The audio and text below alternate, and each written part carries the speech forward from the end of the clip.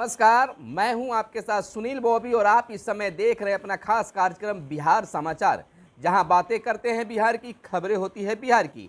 तो आइए जानते हैं बिहार की पहली और बड़ी खबर बिहार के युवाओं के लिए।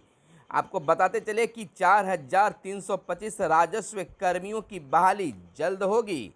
राजस्व एवं भूमि सुधार विभाग में राजस्व कर्मचारियों के 4,325 पदों पर बहाली होनी है।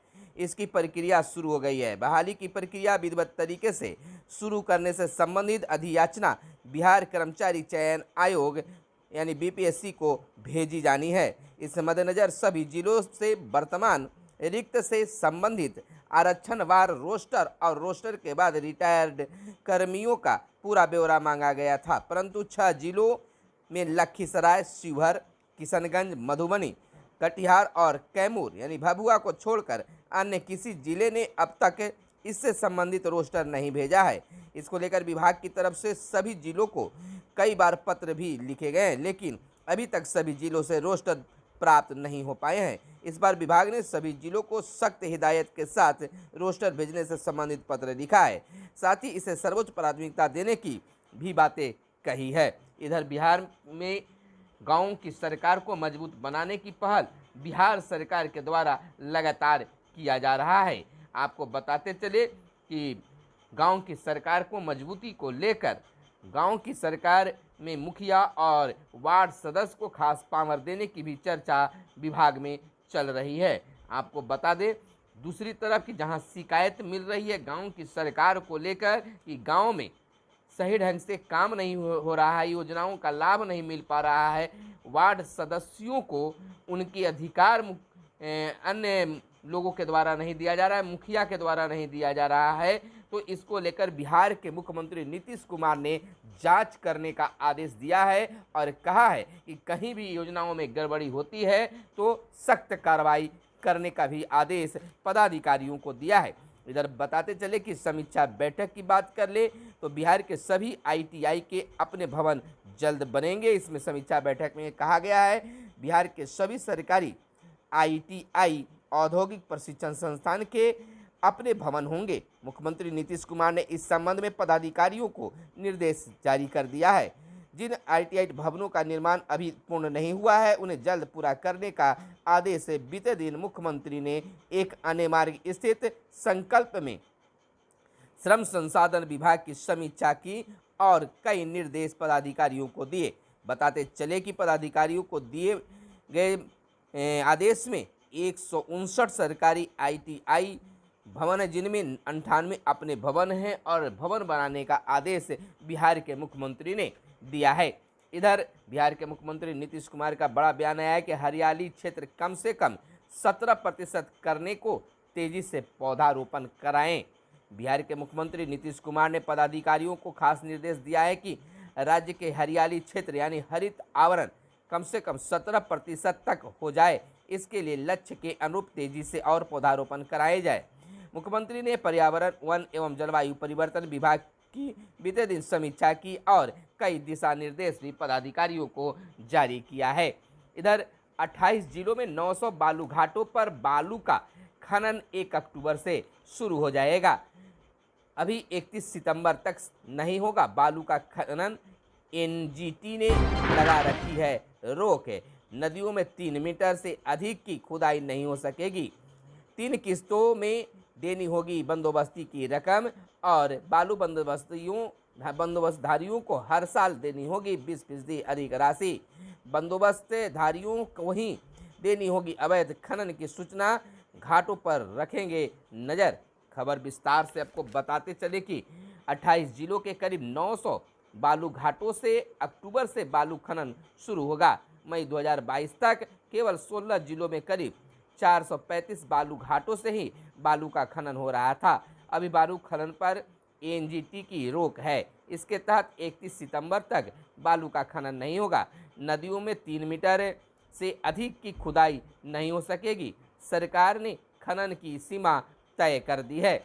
इधर आपको बता दें कि राजू श्रीवास्तव के निधन पर अपूर्णीय क्षति बिहार के मुख्यमंत्री नीतीश कुमार ने बताया है। राज्यपाल फागू चौहान ने भी इनके निधन पर शोक जताया है। सरकारी कर्मियों को 26 से मिलेगा वेतन। यह लगातार बातें हो रही है और लोगों में, कर्मचारियों में चर्चा है कि क्या दुर्गा पूजा से पहले कर्मचारियों को, बिहार के कर्मचारियों को वेतन मिल पाता है या घोषणा ही मात्र रह जाती है। आपको बता दें कि दुर्गा पूजा को देखते हुए इस बार राज्य सरकार ने सभी सरकारी कर्मियों को सितंबर तक का वेतन 26 सितंबर से ही जारी करने का आदेश दिया है। वित्त विभाग ने इस मामले में सभी विभागों के प्रमुखों को लिखित आदेश जारी किया है। इधर आपको बता दें अगली खबर कि एमएलसी 35 लाख का नहीं बता पाए स्रोत, राशि होगी अब जब्त। जदयू एमएलसी दिनेश कुमार सिंह के पास से जब्त 35 लाख रुपए की बरामदगी मामले में वे आयकर को इसका सही स्रोत नहीं बता पाए। बीते दिन यानी मंगलवार रात हवाई अड्डा के बीपीआईएल लॉज में घंटों चली पूछताछ के में नगद के बारे में सटीक जानकारी भी अधिकारियों को नहीं दे सके। इधर बिहार दौरा की अगर बात कर ले, यानी कि जनसभा जनभावना रैली की बात कर ले, तो पूर्णिया में शाह की रैली पर टिकी है सबकी निगाहें। यानी कि कहने का मतलब कि केंद्रीय गृह मंत्री अमित शाह 2 दिवसीय सीमांचल दौरे पर आ रहे हैं। वह 23 सितंबर को पूर्णिया पहुंचेंगे। पूर्णिया में उसी दिन भाजपा की जनभावना रैली को संबोधित करेंगे।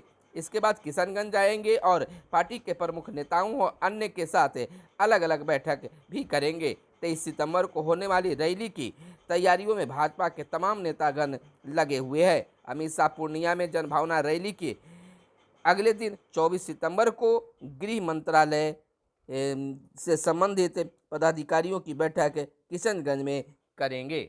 इधर बिहार के मुख्यमंत्री नीतीश कुमार का बड़ा ऐलान है। उन्होंने कहा है कि बिहार में पर्यटन के नए स्थल चिन्हित किए जाएंगे।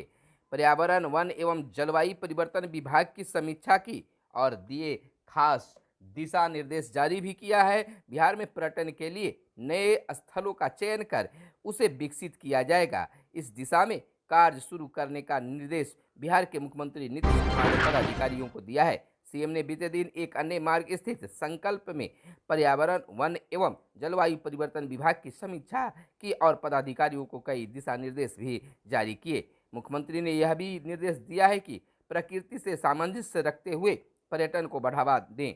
पर्यटन स्थल तक की सड़कों में मेंटेनेंस का भी विशेष ध्यान रखें।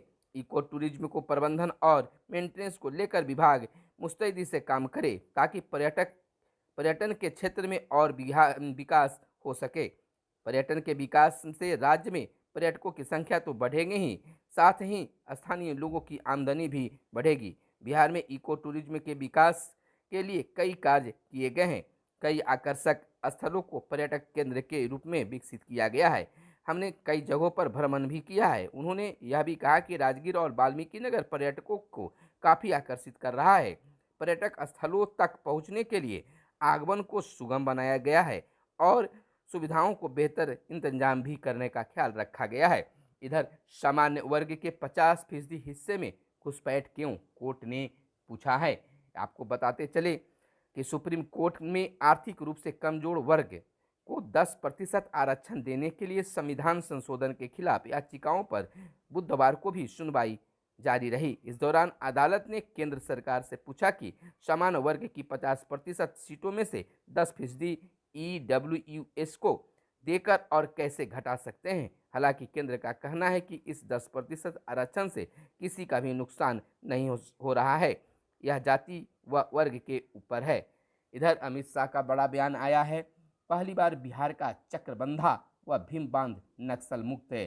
केंद्रीय गृह मंत्री अमित शाह ने कहा है कि आंतरिक सुरक्षा में ऐतिहासिक पड़ाव पार हुआ है। पीएम नरेंद्र मोदी के नेतृत्व में देश भर में वामपंथी उग्रवाद के विरुद्ध चल रही लड़ाई में सुरक्षा बलों ने अभूतपूर्व सफलता प्राप्त की है। शाह ने बुधवार को ट्वीट किया कि पहली बार झारखंड में के बुढ़ा पहाड़ और बिहार के चक्रबंधा व भीम बांध के दुर्गम क्षेत्रों से माओवादियों को खदेड़कर सुरक्षा बलों के अस्थायी कैंप स्थापित किए गए हैं। वहीं सीआरपीएफ के डीजी ने कहा कि बिहार नक्सल मुक्त हो चुका है। मुख्यमंत्री नीतीश कुमार ने शिक्षा विभाग की समीक्षा बैठक, खास दिशा निर्देश भी जारी किए और कई मुद्दों पर चर्चा भी की। इधर आपको बताते चले कि 7वें चरण में होगी 1.5 8-6 लाख शिक्षकों की बहाली। राज्य में 7वें चरण में तकरीबन 1,86,000 स्कूली शिक्षक बहाल होंगे। 7वें चरण में प्राथमिक से लेकर उच्च माध्यमिक विद्यालयों तक में शिक्षकों की बहाली होगी। मुख्यमंत्री नीतीश कुमार शिक्षकों की बहाली की शिक्षा विभाग की तैयारियों की गुरुवार को समीक्षा करने वाले किया और समीक्षा के बाद कई एजेंडों में शिक्षक नियुक्ति से ऊपर उठकर कई दिशा निर्देश भी जारी बिहार के मुख्यमंत्री ने किया है। इधर आपको बता दें कि 7वीं बार बदलेगा शिक्षकों के नियोजन का कानून, खास ख्याल रखा गया है। राज्य की नियोजन इकाइयों में शिक्षकों की बहाली का कानून 7वीं बार बदलेगा। शिक्षकों की बहाली का अधिकार नियोजन इकाइयों को सौंपे जाने के पहले भी अध्यापकों की नियुक्ति के कानून बदलते रहे हैं, यानी कि खास बदलाव होने की भी बातें आ रही है। और इधर आपको हम बता दें कि पहुंचे बच्चे आज उत्सव में कई तरह के राज्य स्तर पर तरंग मेधा उत्सव की तैयारी पूरी कर ली गई है और सीडीपीओ प्रतियोगिता परीक्षा के लिए अधिसूचना जारी। बिहार लोक सेवा आयोग ने बाल विकास परियोजना अधिकारी प्रतियोगिता परीक्षा 2021 के लिए अधिसूचना को जारी कर दिया है। उम्मीदवार बीपीएससी की आधिकारिक वेबसाइट पर जाकर परीक्षा के लिए आवेदन कर सकेंगे। इस परीक्षा के लिए रजिस्ट्रेशन की प्रक्रिया 21 सितंबर से शुरू हो गई है। वहीं परीक्षा के लिए आवेदन करने की अंतिम तिथि 7 अक्टूबर 2022 निर्धारित की गई है। मुख्य परीक्षा का आयोजन 8 और 9 नवंबर को आयोजित किया जाएगा। इधर स्वास्थ्य विभाग में मिलेगी 1.5 लाख नौकरी। तेजस्वी यादव का बड़ा ऐलान हुआ है कि स्वास्थ्य विभाग में लगभग 1.5 लाख लोगों को रोजगार दिया जाएगा। बिहार के डिप्टी सीएम तेजस्वी यादव ने राज्य परिषद की बैठक में कहा कि अब राज्य में संगठन की भूमिका अहम होगी। मंत्रियों से कहा कि जिलों में अब जिलाध्यक्ष सबसे अधिक महत्वपूर्ण होंगे। विधायकों और मंत्रियों को जिलाध्यक्षों को राय को तवज्जो देनी होगी। और युवाओं के लिए कहा कि स्वास्थ्य विभाग में बड़ी बहाली होने जा रही है। करीब 1.5 लाख नौकरियां युवाओं को मिलेगी, यानी कि स्वास्थ्य विभाग में काफ़ी जोर से बहाली करने की सख्त हिदायत भी डिप्टी सीएम के द्वारा दिया गया है। तो सामान्य वर्ग के 50% हिस्सेदारी से घुसपैठ पर सुप्रीम कोर्ट ने जज किया है, मांग किया है, जाना है। और आईटीआई के अपने भवन जल्द बनने की भी बातें सामने आई है बिहार में। इधर शिक्षकों का वेतन भुगतान यथाशीघ्र कराने की मांग विभिन्न शिक्षक संगठनों ने किया है। छात्रों का पसंदीदा विषय बना कंप्यूटर साइंस पर बच्चे अब ज़्यादा ध्यान देना शुरू कर दिए हैं। माभर आईआईटी में रहेंगे 543 बच्चे। आपको बताते चले कि अब 80 सप्ताह की ट्रेनिंग लेंगे बिहार पर यहाँ के पदाधिकारी। कहने का तात्पर्य कि सरकारी कर्मियों को भी वेतन की बारे में बिहार सरकार लगातार सोच रही है और दशहरा से पहले वेतन देने की बातें भी सामने आ रही है। तो यह थी आज की खास खबरें जो जानना बहुत ज़रूरी था। तो फिर मिलते हैं अगले वीडियो में, तब तक के लिए दीजिए इजाज़त। धन्यवाद। जय हिंद, जय भारत, वंदे मातरम।